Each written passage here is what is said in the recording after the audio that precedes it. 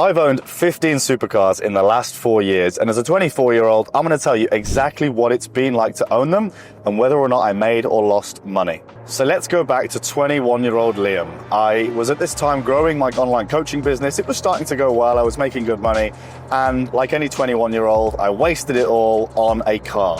I bought a £50,000 RSQ3. Now, it was a pretty good one. It was a blacked out SUV version because the Sportback's a bit girly, and it had every option on it. Comfort and sound, pan roof, sports exhaust, a lot. To be honest, this was such a cool car, and for £50,000, it did everything really well. And for someone of my age, it was also easy enough to drive that it was quite a safe bet. As I say, I paid around 50K for that car, and fortunately, I was able to sell it for 50K as well. I part X'd it for the next car, I got a really good deal, and I didn't really lose any money, but quickly after I sold it, they tanked in value. Now, the car that I actually part X'd it for was a C63. It came with an S badge on it, so I was that guy. I drove around with a C63 S badge on a C63 coupe, but I didn't care, it was cool. Really, the difference is minor. And you know what? That again was a great car for me because it helped me get more into that mindset of I want cool cars that are playful and fun, because a C63 is a car that every guy needs to own. I actually paid, I think, 50 again on the dot for that car, and on this one I lost a little bit, a couple thousand. It wasn't a big loss. I think I sold it for like low 40s, maybe 43, 44K. So I lost about 6-7K. It was the car that I did my first road trip in. It was the car that we actually came up with the idea for TDM in. And I'll always remember it teaching me how powerful and fast an RS7 was, because it was at this time that we also bought the next car, a 65 reg Audi C7 RS7. And what a car this is. It was stage 2 from Audi with a full Miltech system, downpipes, the lot. In hindsight, I've no idea how Audi sold us that car, but they did. But then the best part about it, we were actually able to sell that for £40,000, which was fair market price as well. So to make 4K on such a low total investment in a car that was so good to own was awesome, and I had such a good memory of that RS7. Meanwhile, me and my C63, very frustrated that this RS7 come along and just blew me out the water, so it was time to upgrade, and I wanted to get into a supercar. At this point, I was making good money, I was quite frugal, TDM was starting to grow as well, I had multiple streams of good income, and I thought, you know what, it's time to bite the bullet and get into a supercar. Naturally, when you're looking at a supercar for the first time, you look at a Porsche 911, you look at AMG GT, you look at Audi R8, you look at these kind of entry-level supercars, possibly even cheap McLarens, cheap Huracans, etc.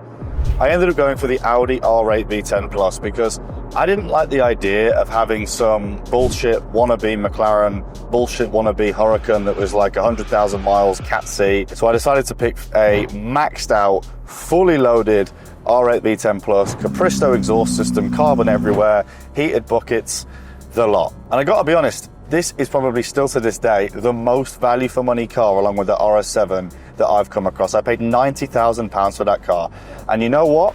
I'm probably not too far off that today. If I wanted to sell it today, I could probably get 80,000 for it, which bear in mind, this is like 2.5 years later or whatever at this point. And if I held it with them being discontinued, I'd probably make all of my money back and potentially even some profits. So we're now in February 2023, and this was the start of the double car shenanigans. This R8, I thought, you know what, this is awesome. 90K, Audi, supercar. I thought, well, the Huracan's just a better version of this, right? It's just a slightly more refined, slightly more playful, slightly faster version. Turns out it actually wasn't faster. The R8 beat the Huracan in many races through Europe on Autobahn and all sorts. But at this time, Cam and I, we went down to Lamborghini Pangbourne, and I was going to replace the R8 with the Huracan Performante Spider.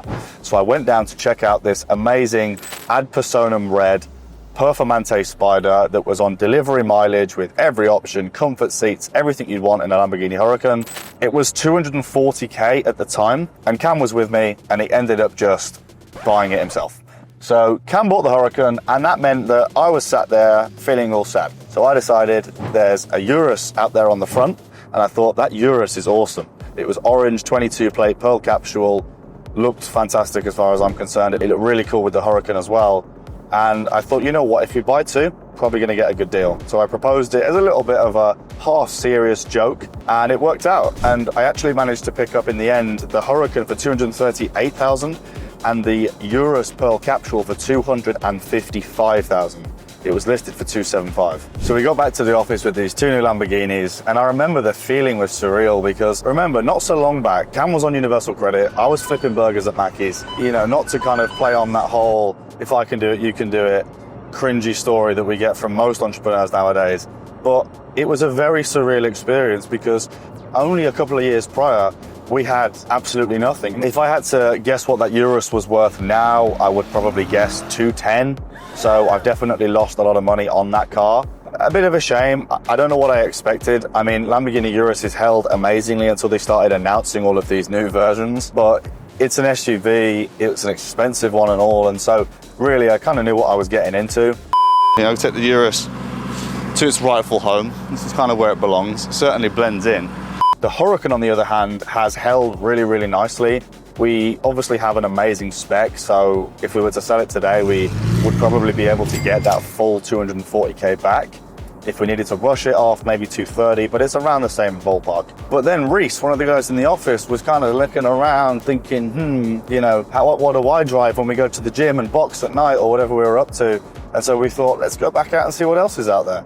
We ended up heading down south again and picking up an AMG GTS. We're still in February of 2023. Now, this AMG GTS was actually an amazing buy. What a car that is, complete hidden gem.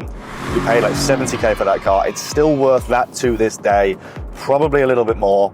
And that car is underrated as fuck. It's fast, it's fun. The cabin, the cockpit is so cool. It looks the part. People like it because it's classy as well. It's rare, financially sound, and it's not expensive. So I thought, you know what? We're getting all these cool cars. My parents need cars, and I quite like Range Rovers as much as they're a little bit of a nightmare, and nowadays they're financially a mess. At the time, they weren't so bad, and I really wanted to get one, so ended up going shopping for an SVR. We found an urban SVR with all the bells and whistles, the carbon buckets, the straight-through exhaust system, Meridian sound, the lot. Paid 70k, which at the time, again, I thought was financially sound, and it probably was. They were looking pretty strong. And then the whole security issues came around, and they absolutely tanked. I reckon this car is worth 50k now, possibly even 45, which is just a kick in the teeth, especially on something that I was trying to make a nice gesture. Thought God was looking out for me, but here we are, tanked and sad. But you know what? We haven't sold it yet, so we technically haven't lost it. You know, the crypto's going to pump, the SVR's going to go. I reckon we're going to 2x, hopefully, in the future. But so much car for the money. That SVR does virtually everything that the Urus, the Purosangue does, only just a little bit slower and maybe not as cool. Just before that Q1 ended, it was also the end of the VAT quarter, and we thought, what way to defer some VAT than to go out and buy an electric vehicle? Landed on Taycan Turbo S, Cross Turismo, again, bells and whistles every time. We thought this is going to be financially sound, Turbo S. There's no way we're going to lose money. And here we are. £140,000 we paid for that Turbo S. 70k. That Turbo S is probably worth now 80k if we're lucky, 90k if we're optimistic. We Buy Any Car offer me 131k for it because for some reason the chassis tells them that it's a GT3 Touring. Gonna take that to We Buy Any Car and scam them at the first opportunity. But you know what? I could be pissed off about the money that we've lost on the car, but I'm actually not. That is the most refined car I have driven. Now, I've driven a lot of cool cars, and that Taycan is the most refined, best all-round car, excluding sound, that I have ever driven. It's so comfortable, it glides over bumps while doing 2.3 to 60, nailing around the track, quiet around town, sound system is the best, everything about it is just genuinely perfect. So maybe I'd feel different if I had the ball ache of charging it, but I really, really like that car, and I don't regret buying it despite it losing 50% of its value. So that was it for 2023. Finally, we got out of this Q1 where we basically blew our entire net worth on cars that lost loads of money. What a time to be alive. It was time for one of those shenanigans again. We decided to head down south, we jumped in a helicopter, flew down to Archie Hamilton's, and we did a double car collection, not both from Archie, one from Reading as well. Up first was McLaren 720S with a PI carbon kit. Now, don't quote me on this, but I'm pretty sure that PI carbon kit's worth like 50k. It just looks the bollocks, looks like a P1. The red color was awesome as well. That car just looked and drove insane. I think it's still the fastest car that we have, even sat in a Pista currently, I can say that. Everything about it was just mint. We paid 160k for that car or thereabouts. I'd say it's probably still worth the same now. 720s sit between like 120 and 200 on the used market. And I'd say with the age of the car, the mileage of the car, where we're at with it now, but with the PI carbon kit on there, we're probably going to sit around the same. So after hopping in the 720, we headed north to Aston Martin Reading and unveiled a DBS Superleggera. Now, this was a car that I had always dreamt of.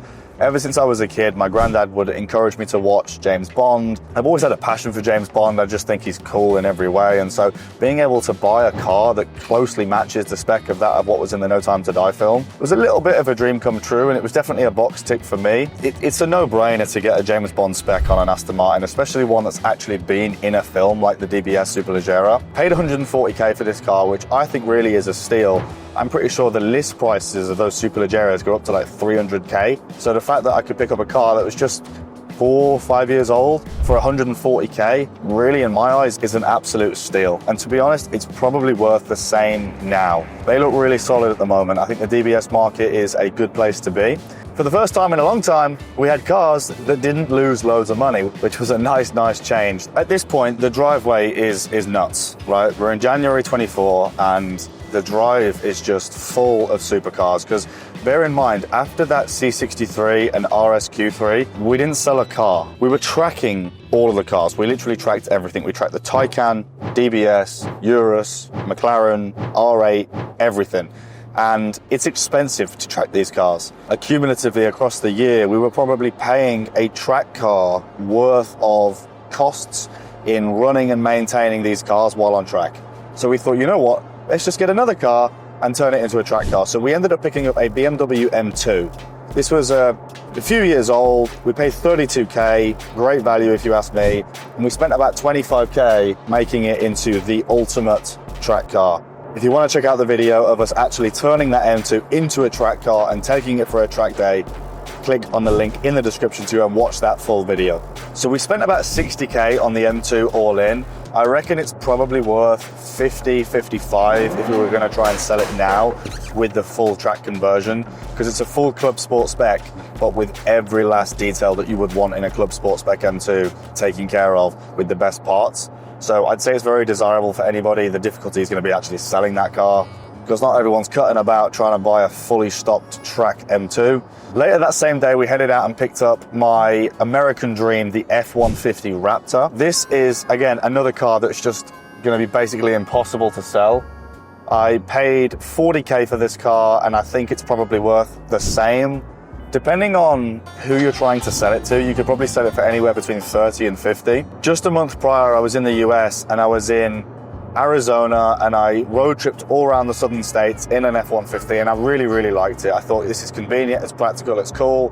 I like country music, I like country culture, so having a car that aligned with that made sense. And I think it was a good addition to the fleet. Finally, the all-important collection of that day was a Club Sport track specialized ice cream van. It's a 1994 Transit that's got virtually none of the original paint, rat poo spewed all over it, and it stinks. But it has a functioning ice cream machine, so it was worth it. We paid 4k for that car. So this was a bit of a fun experience. It was something that we got for business purposes. And you know what? It looks kind of cool. The purple is cool. I love purple cars, and it adds some color to the driveway. It's a little bit of fun. It's probably worth the same, to be honest. And who's even going to clean it so it can be sold, because I'm not on it. So that was the triple car collection, all in August. And just again, a couple of weeks later in September of 2024, we actually picked up the car that I'm in right now on another double car shenanigan. We picked up the 488 Pista and an 812 SuperFast. Headed down to Phil Island in the Cotswolds, Soho farmhouse, and it was more of just a nice day out with a couple new of the gents cars. I also think that these cars are much more financially sound. I paid $295,000 for this Pista, and to be honest, I think it's going to follow the 458 Speciale, probably run away to 350 in a matter of years, and I think long term it's going to be a £500,000 car. That is if I can stop daily driving it like I currently do, but unfortunately I have no plans to do that, and instead I plan to track it. The 812 Superfast is also pretty sound. I don't think it will follow the upwards trajectory of the Pista, but I think it absolutely will hold its value. We paid $220 for that, and I think it's a pretty sound investment as well. And that brings us up to the modern day, where the total amount that we spent on these cars is between 2.2 and 2.3 million pounds. If we started those cars today, we would have probably lost around 200K on all of the cars, which is a lot of money, but relative to how much we've spent and everything that we've had out of it in regards personal emotion, opportunity, doors opening, networking, content, fun, all of these things that you get out of these cars, I think that's an absolute bargain and money well spent. If you want me to do a video documenting the running costs of all of these cars, which is going to be a hell of a lot worse than the asset costs, then let me know in the comments. I'll get that video filmed. Thanks for watching. See you in the next one.